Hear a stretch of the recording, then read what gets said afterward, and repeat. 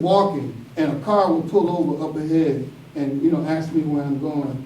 And I'm a street gang kid, so I can look in the car and, and I look in the eye, and I can see whether it's safe for me to get in that car or not, what. So I depend on my intuition, my instinct. The street was the best education I ever got in my life. My BA at UMass only supplemented that, and that's why I was able to do the streets when I was walking with them. All that is just a street kid. I'm still a street kid, but I have greater guidance now. I was misguided before. My rebellion was warranted. My rebellion, anybody you see out there in the streets, they're just rebelling against the system that they find repulsive. And it's warranted, but it's misguided. That's all. So, let's have that video. Let's look at that video and see how I got to be on my one people want to. All right, yeah.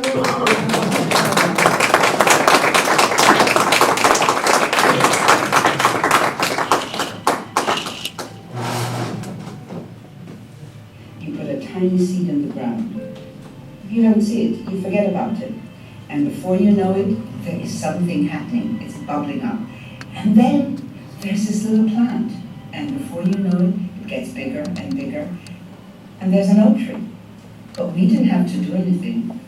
There was a germ that we started, a thought, an idea. And I think that's what we have to remember as human beings. So 2012 for me is something absolutely fantastic. It means that if we choose, we can collectively make the axis of the earth shift by pouring more love into what it is that we do. On December 21st, 2012, our planet will be in exact cosmic alignment with our sun and a recently discovered black hole at the center of our galaxy, the Milky Way. This great convergence takes place only once every 25,800 years.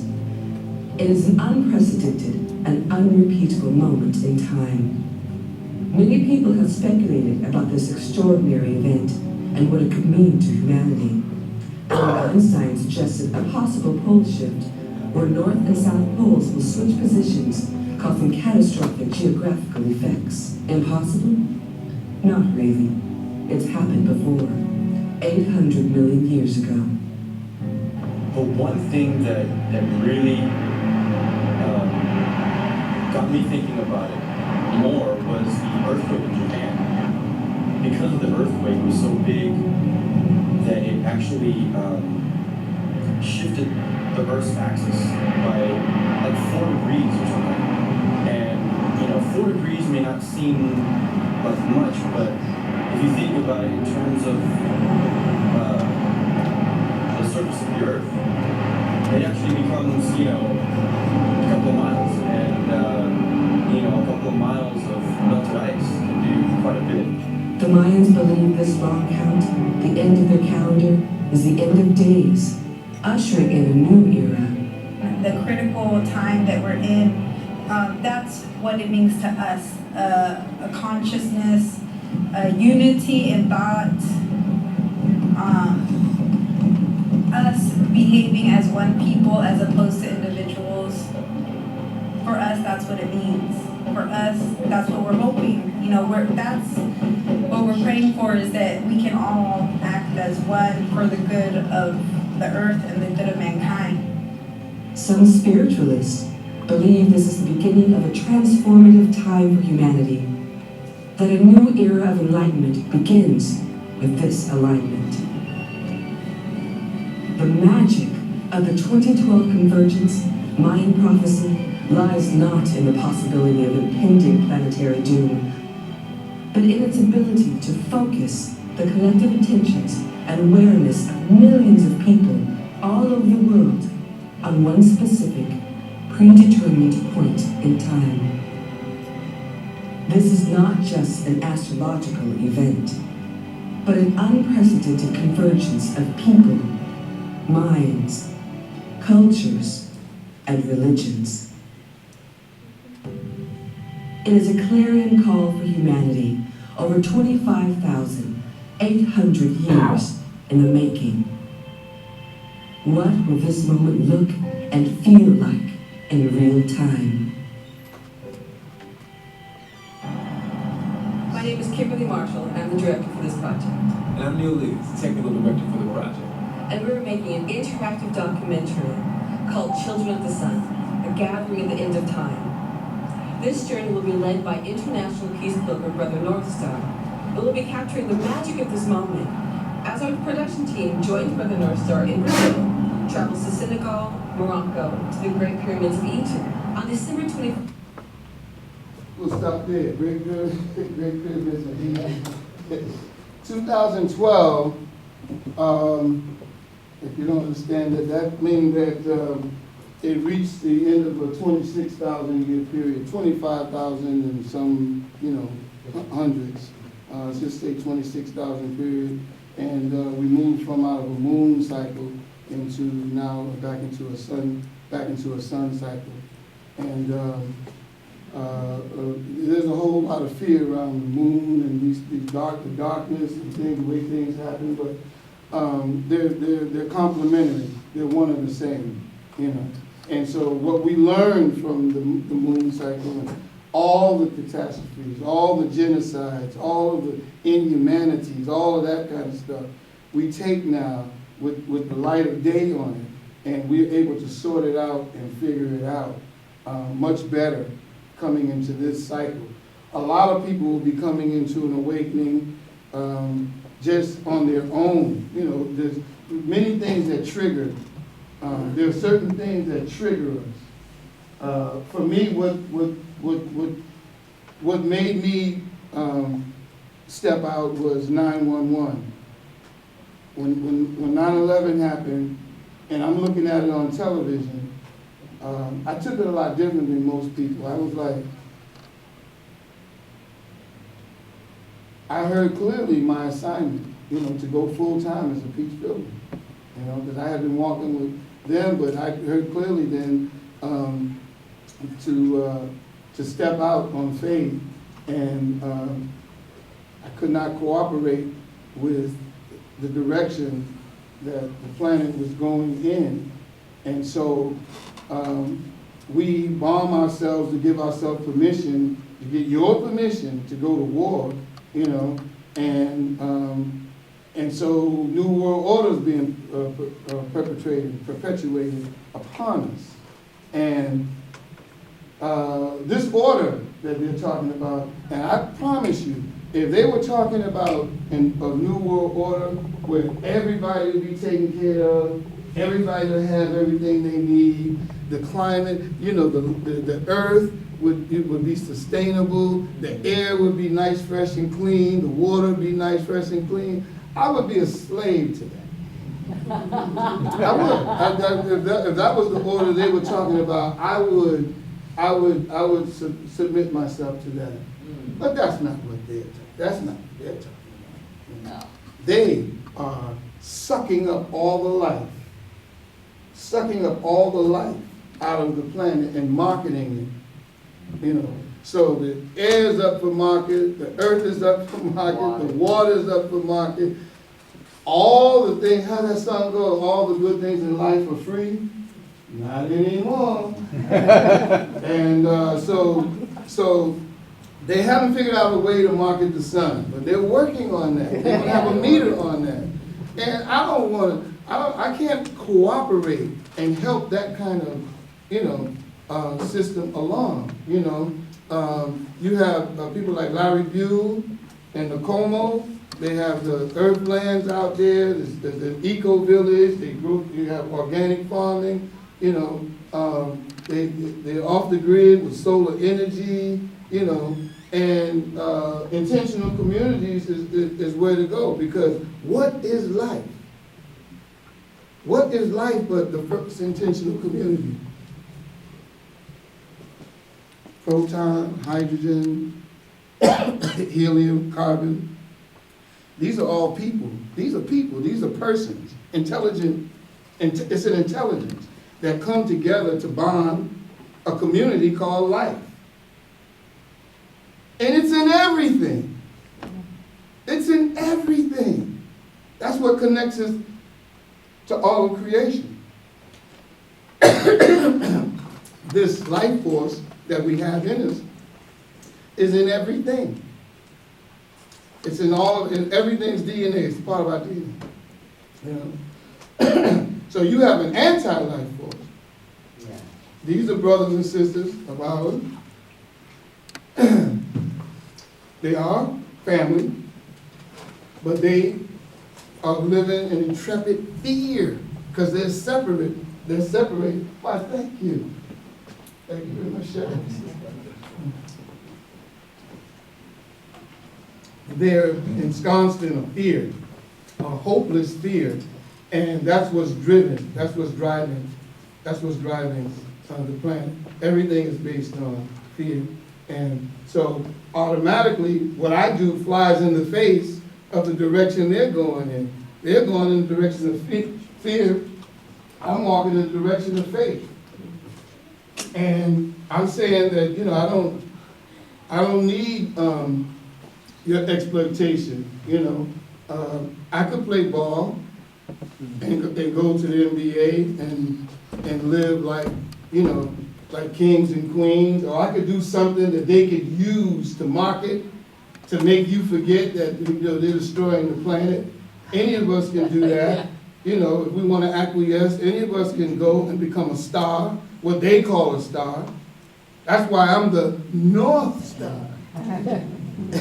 I'm the NorthStar, you know, and I aspire to be their star, but I can't be their star on those terms.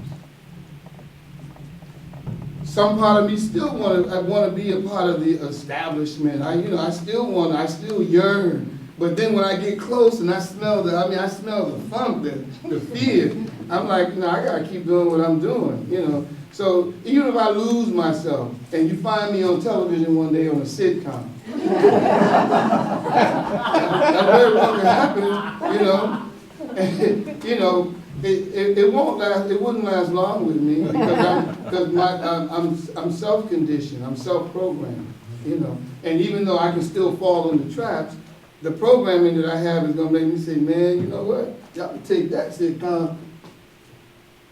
Yeah. And it's that type of thing. But you don't get to Bill Cosby's level unless you are their spokesperson, you know, for Jello pudding and Coca-Cola, you know. And then when you turn around, by the time they realize that, hey, you know what? You a sleeper. We've been sleeping on you. You waking people up, you know. The Cosby Show started waking up people, and now you want to buy NBC, you know. No. Nobody whose television programs spawn all these black shows on television can own their own station like that. Now, when he was non-threatening, that's how he slipped in, because he was non-threatening. He didn't, he didn't raise his voice so much. He just sold his Jello pudding and a Coke and a smile. You know? And now I've seen the greatest character assassination I've ever seen in history. I've never seen such a thorough job. That's what makes me know, and that's what makes me know that, you know, there's a slight hand involved in some of these things, you know.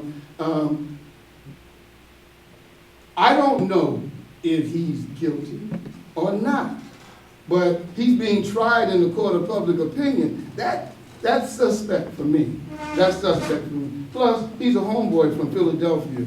Good-looking homeboys don't have to drug people to get sex, you know. And then he was good-looking to begin with, and he can have women just on his ability to speak, you know, and be funny and humorous, you know. You don't have a hard time coming up with women when you like the charismatic as Bill Cosby. But then when you become rich and famous, and women are coming at you 40 going north, what do you need drugs for to drug somebody? So there's just some things that don't make sense, but it tells me that you know, that the Uranus, it's a snake eating his own tail, you know. I saw the snake eating his own tail when the IRS was under investigation. That's a snake nibbling on his own tail now, you know.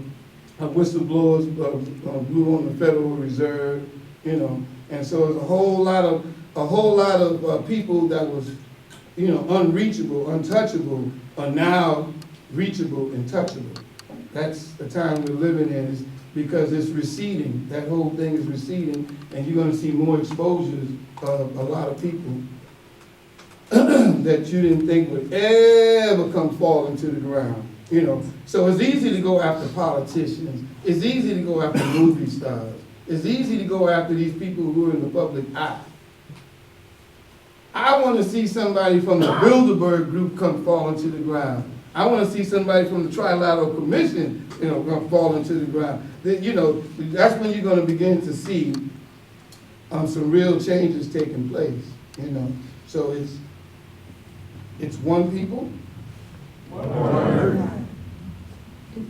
The thermometer just dropped in. One people!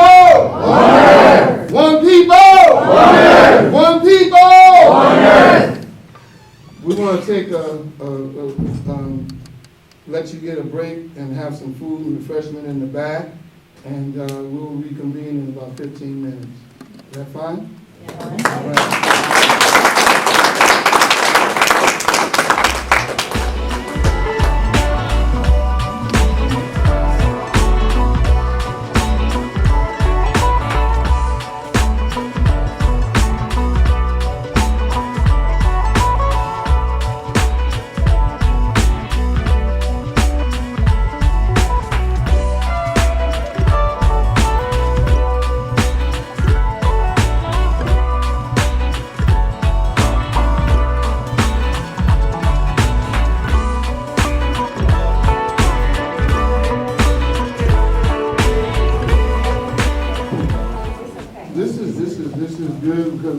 We're gonna go into a discussion, because I asked people to make a note of anything that I said that they would like to question me on or challenge me on or anything like that. Something they think I could say better that I didn't say the first time. A few things that have just happened over there we just talked about. When you look at all of the people all over the planet that I've communed with, you know, my job has allowed me to commune in various different natural wonder places and around various different people of all different backgrounds. And what I like is going to vortexes, what they call vortexes, high energy places, you know, and those are my favorites, and I've been to some incredible places in my life, all just based on faith. But when I did the One People, One Earth World Pilgrimage, I would not check a box when I got into the airport. I would not say I was there for business, and I didn't say I was there as a tourist. You know, and they said, well, you didn't check a box. Well, those boxes don't apply to me. You know, what are you here for? You know, I told them I was here as a peace program, you know, coming into the country to offer prayer at certain sites. You know, of course, they can't trust that. They have to investigate everything because the world is built on fear, you know. And the attendant, the representative would say, well, let me get my supervisor. You know, and the supervisor would come and say, and then Mr. Smith, you know, what do you want into our country? You know, and I told him, well, I'm on a One People, One Earth World Pilgrimage Tour, and I'm going to all the sacred sites around the planet, you know, to offer prayer, you know, and they rummage through my passport, you know, they look through my passport, and then they look at me. yeah, that's what I do. That's what I do. And some had to Google me, some had to go and Google and, you know, and make sure I was authentic, you know. And but at the end of the day, after 2 2.5 hours or 3 hours detainment, and I would patiently wait and I answer their questions, you know, because I know the fear, I know where they're coming from, you know, so I have to have faith. Faith has to have patience for fear. And that's what I would do. I would just sit there and wait, and after they felt satisfied, they would come and say, here's your passport, Mrs. Smith, you're welcome to our country, and thank you for the work you're doing. All right. Yeah.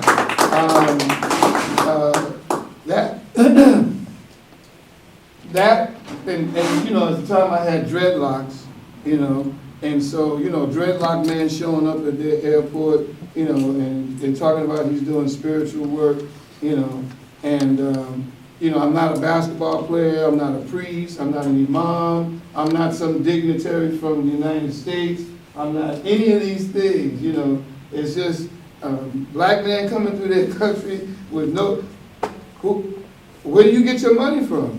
You know, donations, you know. What's the name of your organization? One People, One Earth. Where is it located? It's located everywhere. It's located everywhere. You know, you could be One People, One Earth. You could be one of my Jonas. You know, it's all on faith. And they go, I'll be back. Let me do that. And it was fun. It was really fun. The detainments were fun. All that was fun. Except late at night, you know, it could be a little tiresome, but you still had to maintain your posture, your composure of faith, you know, and let the love light shine, you know. Thank you very much. Well, thank you, Mr. Smith, and thank you for the work that you're doing. That's what I would give at the end of that. So, Children of the Sun, for One People, One Earth, is just like I said, non-sectarian way of saying people of light working for heaven on earth. And it's a zeitgeist. It's everywhere you go in the planet. I don't care if you got the faith to step out there. I'm not saying you got to go and do what I did, but anytime you find yourself vulnerable in a situation, if you have the faith, you will find that there's family everywhere. Everywhere. The language is no barrier. Language don't have nothing to do with nothing. Love got it all covered. And when I say love, I don't mean that in the theological sense. I'm talking about, well, the theological sense is just, the word has just been burnt out, misused, and people are like, love, you know. The romantic sense, love, I don't want to have nothing to do with love, you know. Love in the scientific sense, love in the sense that it is the law. Love is universal law. You know, it's not so much, you know, I love you, I can say I love you, and you can say, how could you love me? You don't even know me. You know, all I know is your life. That's all I need to know about you, is your life. You know, I love life. Are you living? Well, I love you. I love life. I'm a minister that promotes life. I love you. And no, I don't know your characteristics and your idiosyncrasies and your you know, I don't get into your psychosis and all that. We all got stuff, you know. But the fact that all life forms, all life, I love life. I'm here to promote life, propagate life. And so that's what life is built on. That's what life is founded on. It's founded on these people. What is that? Hydrogen, electron, what is it? The hydrogen, electrons, carbon, oxygen, thank you. These are people.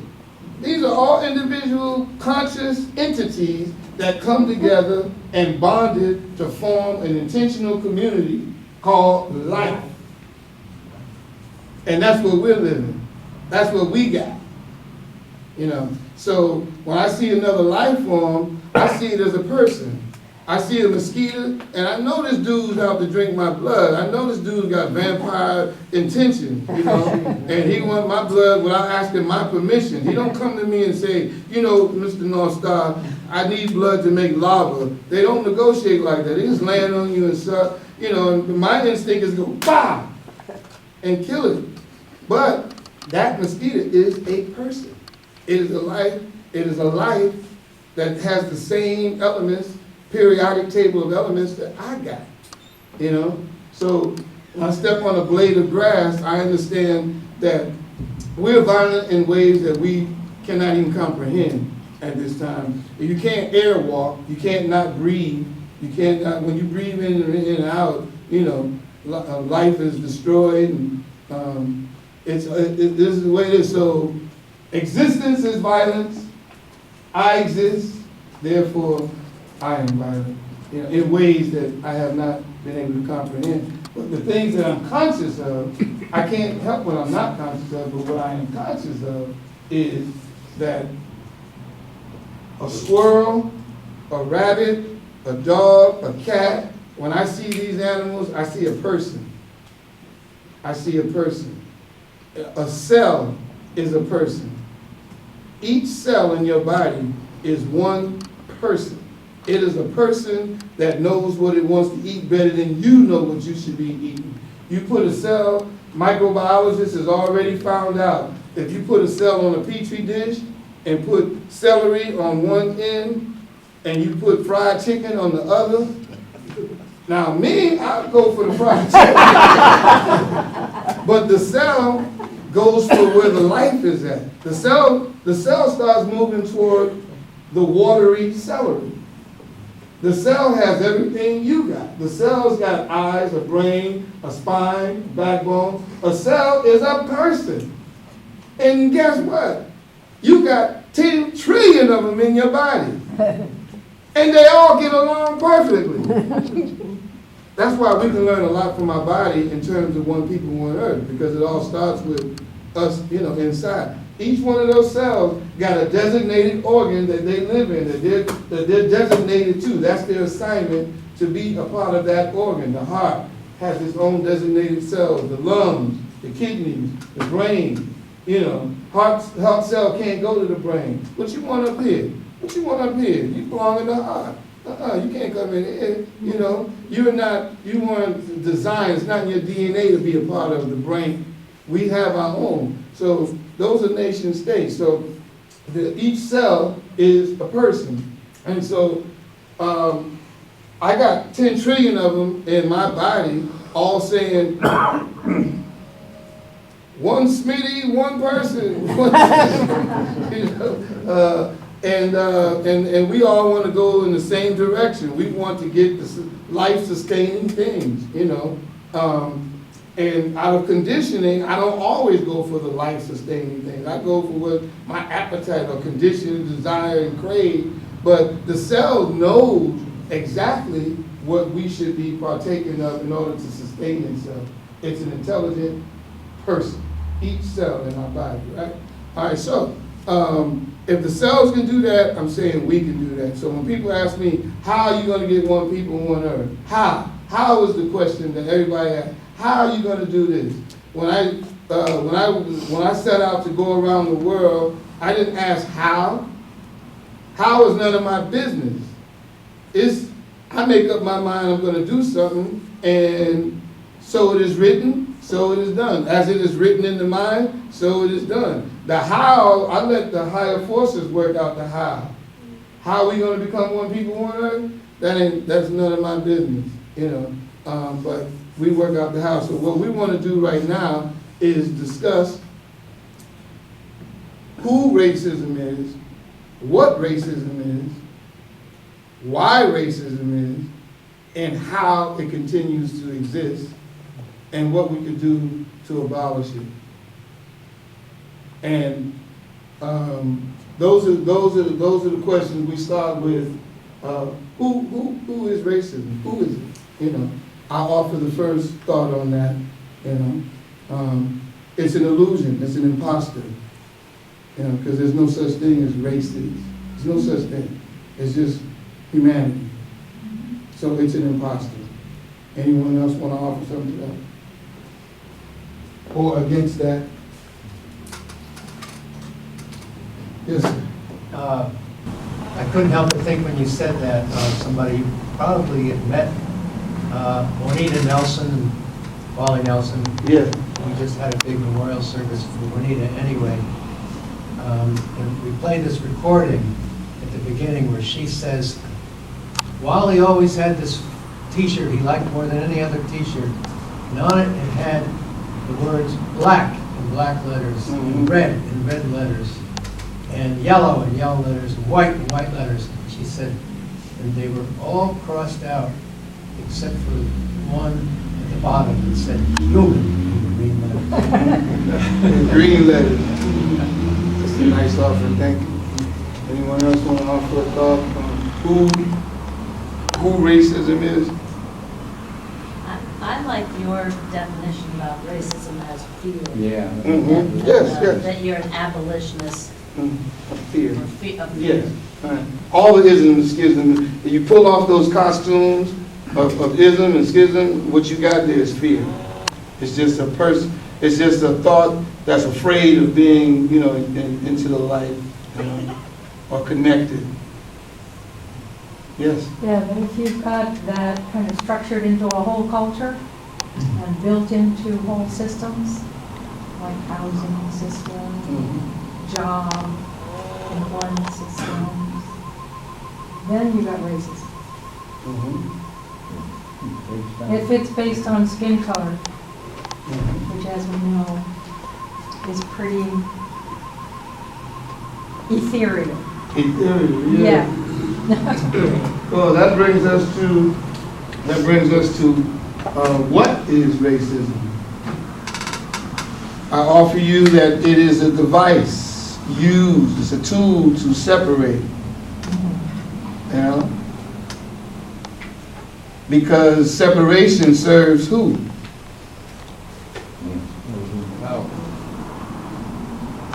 It serves who? Who deserves it? Does racism serve me? Does it serve ghetto, the hoods? People in power. People in power. People with money. So that is it's a device, a tool to separate. And then why? Can I just say something? Yeah. That I think that racism in some ways serves me, maybe not well, Yeah. but as a white person, Yeah. I enjoy the benefits of racism. That's it? Well, I want to thank you for a very refreshing honesty there. That's very refreshing to have that kind of honesty. If it was, it's not that, because if it was, if it, like some whites would say, if it was you, if it was black and you were in control,